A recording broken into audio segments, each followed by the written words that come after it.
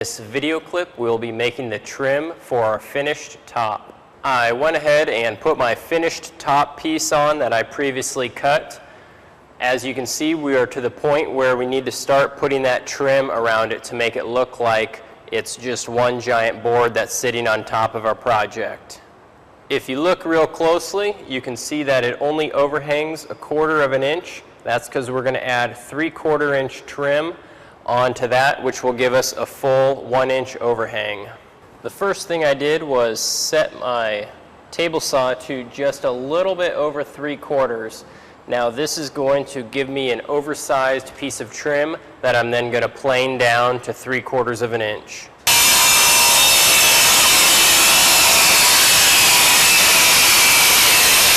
I need a long piece of trim for the front and then 2 short pieces of trim for the sides. Now since I'm building 3 of these at the same time, I've cut 3 long ones and 6 short ones.